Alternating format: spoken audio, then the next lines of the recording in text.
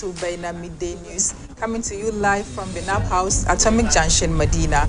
I'm Khadija Kubra Keilani. Coming up in today's headlines, 11 head teachers have been interdicted for charging unauthorized fees in senior high secondary schools. Also, Parliament approved $150 million from World Bank. And Okankwe spare part, Abuso Okan spare part dealer says they didn't sponsor Jefferson Saki's billboard. And finally, PNC to hold regional executive elections, presidential primaries next year. Details of the stories comes up shortly.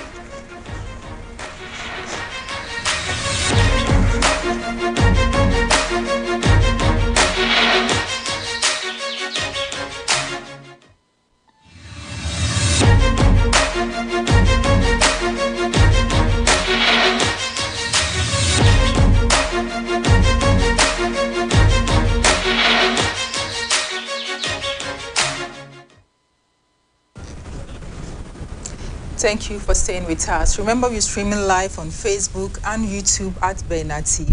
Now to our first story. A $150 million loan agreement for the West Africa Coastal Areas Resilience Investment Project 2 has been approved by Parliament from the World Bank's International Development Association. Chairman of Parliament Finance Committee, Kweku Kwatin, in his motion to approve the loan, stated that the loan would assist in mitigating the effects of tidal waves in coastal regions like Keta in the Volta region. The project intends to support government efforts to lessen the vulnerability of coastal areas and local communities living along the country's coastlines, as well as to strengthen the socio-economic resilience of coastal communities through good coastal management practices. The World Bank Group's $200 million loan agreement for Ghana Tree Crop Diversification Project was also approved by the House.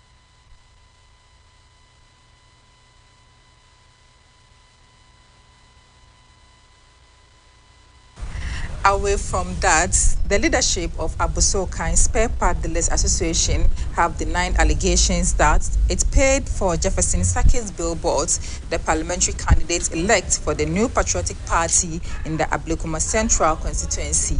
In an earlier interview with the media, Mr. Saki stated that an MPP group within the Abuso Okan Spare Part Dealers Association sponsored his billboards and posters.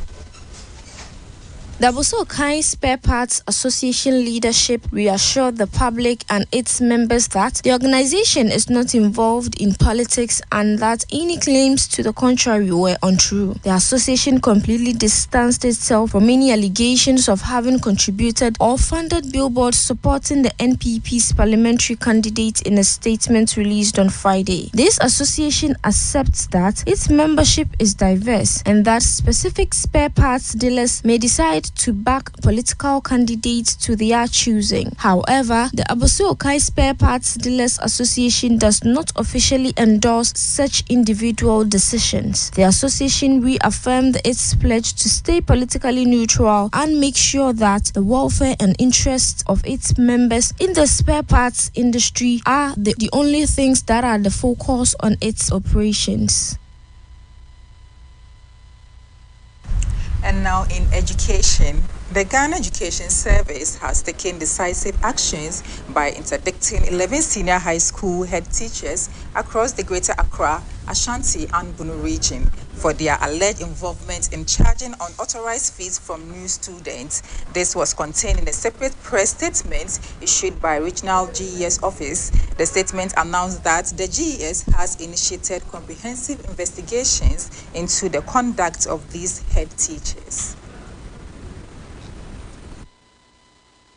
The affected head teachers are Selina Anania Fuakwa, headmistress of Kumasi Girls SHS, Nathaniel Asamoah, headmaster of Asanteman SHS, Andrews Boatin, headmaster of Kumasi Senior High Technical School, Kwajo Obeng Apia, headmaster of Manso Edubia Senior High School, Daniel Buama Duku, headmaster of the Agric Enzema Community SHS, Gladys Safwa, headmistress of Enkaria Senior High Technical School, School, Ampon Ahmed Umar, Headmaster of Collins SHS, Afe Yao Stephen, Headmaster of Brekum Senior High School, and Joseph Jilinje Abudu, Headmaster of Odumaseman Senior High School. Additionally, the head teachers of O'Reilly Senior High School and Ghana Senior High School, Nadia Latecho Anan and Patience Naki Mensah, respectively, are also part of the interdicted group. The GES accused the head teachers of charging students various approval fees, including house dues, books, calculators, admission process fees, and charges for the printing of slips, files, and hymn books. This development follows a pattern of similar interdictions in the Greater Accra and Eastern regions for the unauthorized sale of items to students. Mr. Afiyao Stephen and Mr. Joseph Jilinje Abudu were directed to step aside for selling unauthorized items including baller fees, motivation fees, lunch bag charges, and 45 Ghana cedis for hymn books, SRC fees, brown khaki, and other items respectively. In specific cases, Nadia Latecho Anan, the headmistress of O'Reilly Senior High School, has been directed to step aside pending an investigation into the unauthorized collection of money during the admission process. The GES letter dated December 6, 2023 cited this action as a violation of the school's code of conduct. The letter instructed her to hand over all school property to the municipal director of education, Lejo Kuku, who will oversee the school during her absence. Similarly, Patience Naki Mensah, the headmistress of Ghana Senior High School, has been asked to step aside from December 7, 2023. This follows allegations of the unauthorized sale of ceremonial cloth, tracksuit, and other items to Form 1 students reporting to school. The GES letter dated December 7, 2023 emphasized the need for further investigation into the alleged sale of items and directed her to step aside during this period. These interdictions underscored the GES committee to upholding transparency and ethical conduct within the education system, ensuring that students and their families are not subjected to unauthorized financial burdens during academic pursuits. Investigations into the actions of the interdicted head teachers will determine the extent of unauthorized fees charged and the necessary corrective measures.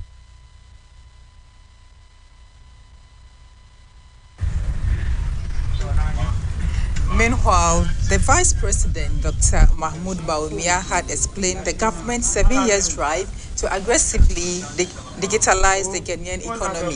Speaking at the 20th Ghana Club 100 Awards in Accra, Dr. Bawumia emphasized the need to address the challenges inherent in an informal economy to achieve economic transformation.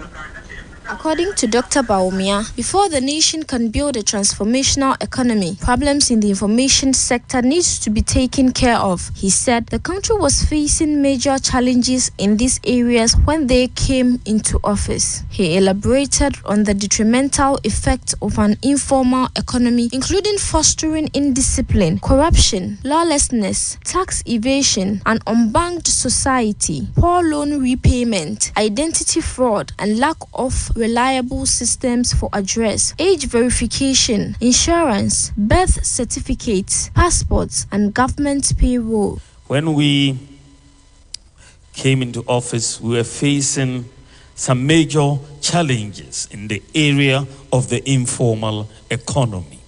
Before you can really build an economy that is going to be transformational, policies that are going to be transformational, you need to take care of major problems that are in the informal economy. You look at an economy which, in the informal sense, tends to be very undisciplined. The society is undisciplined because the economy is informal and there are no consequences, significant consequences for bad actions. You have a society where corruption prevails. You have lawlessness. You have a tax-dodging society. You have an unbanked society. You have a loan repayment dodging society. Identity fraud people assuming identities of others, or fake identities, lack of address systems, age cheating, fake insurance, fake birth certificates, fake passports, no functional address systems, ghost workers on government payroll. Dr. Bawumia stressed that these issues hinder economic progress. As a result, they set out to formalize the economy and relied heavily on digitalization to achieve these goals. He further highlighted the progress made in formalizing the economy through digitalization, where they can enroll over 17 million people in the Ghana Card program, linked all bank accounts, SIM cards, tax identification numbers, NHIS numbers, and government payroll to the Ghana Card. And this is why we have been moving very steadily, and we've made a lot of progress in this particular area. We, of course, the anchor for the digitalization program has been the Ghana Card that we issued. And today, we've enrolled over 17 million people on the Ghana Card. And today we have linked all bank accounts to the Ghana Card, linked all SIM cards to the Ghana Card. Your tax identification number is your Ghana Card number. Your NHIS number is your Ghana Card number. Today we've linked the Ghana Card to the Controller and Accountant Department payroll. Today we are seeing this increase in formalization of the economy as a result of digitalization. And we are digitalizing all government services. Dr. Bawumia emphasized the importance of continued efforts to achieve full economic transformation because digitalization is reducing corruption and making government service more accessible through Ghana.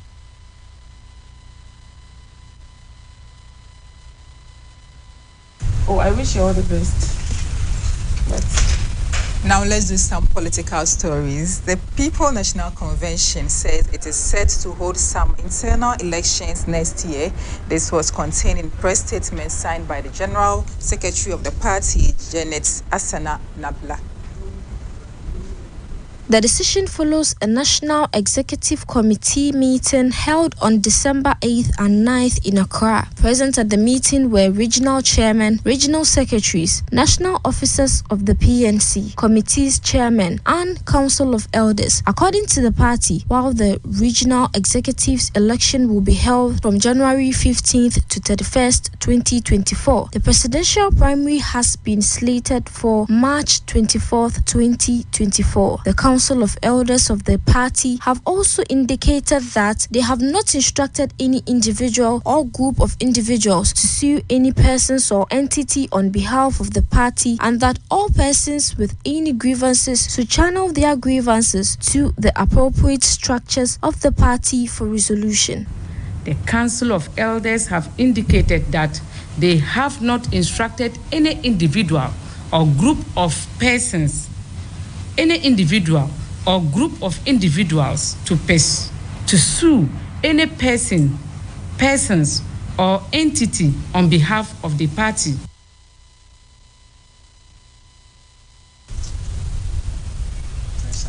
And in sports, Ghanaian defender Mohamed Salisu has expressed his joy at returning to full fitness after making his debut for AS Monaco against Stade Rennais on Saturday. His debut with the French giant was delayed due to an injury setback since joining from Southampton in the summer transfer window.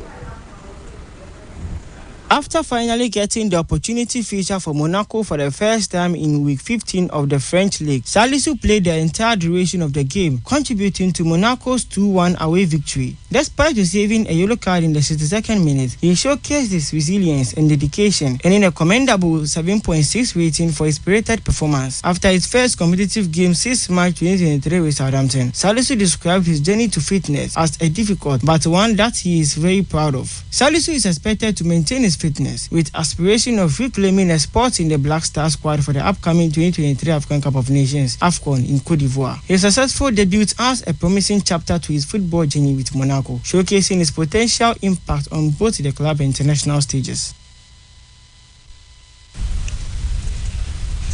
This is all for our midday news. For more stories, log on to our website, bainamultimedia.com. I'm Khadija Kubra Keilani. Have a good afternoon.